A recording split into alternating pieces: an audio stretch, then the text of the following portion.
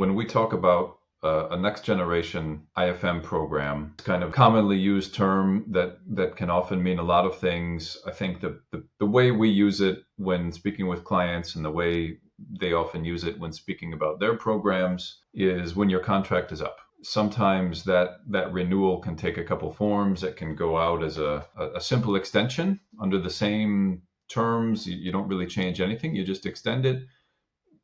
Generally, I wouldn't call that your next generation. That's just a simple extension.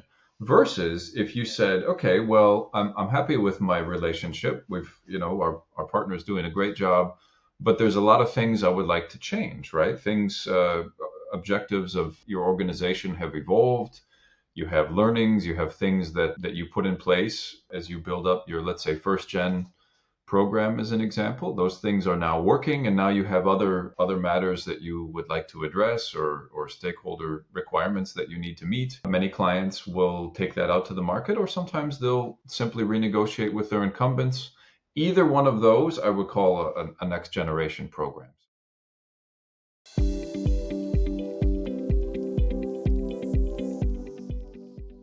Well, I think clients are curious about a number of things which are common. Sometimes it depends on what's going on in the broader macroeconomic or business environment.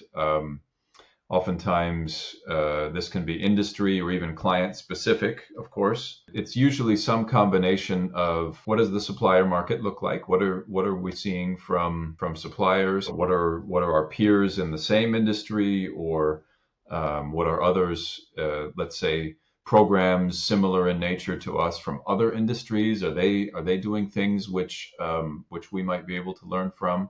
So there's these two kind of external questions. And then there's probably a third area which you could call just kind of general, let's say, contracting practices, governance practices, things that we're seeing kind of across the industry. For many next-gen clients, those types of decisions are ones that they've made long ago, and now they're exploring what kind of offerings exist in more high-value, high expertise areas of support that, in many instances, tie very directly to corporate objectives that go all the way to the top of client organizations. Sustainability is a common one these days.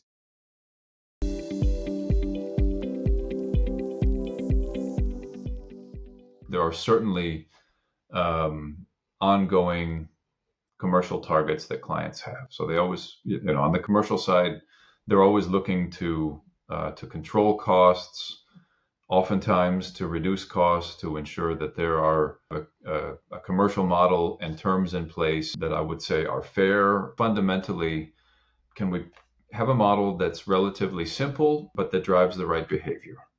That gives providers a fair profit, but that gives the client what they're looking for at a fair price. Oftentimes, this includes how do KPIs or performance targets factor into the model, and people think about this on both sides of the client provider relationship when they're working on day-to-day activities and taking decisions. But it also includes, can we simplify? These are highly complex, often decentralized, global or multi-regional relationships that have all kinds of layers of potential complexity. So if we have a contract in place that is going to add to rather than diminish that complexity, then it can quickly become something that's quite challenging. So ensuring that wherever possible, we're streamlining, we're simplifying, making sure that there are opportunities to surface that complexity when we find it, and that there are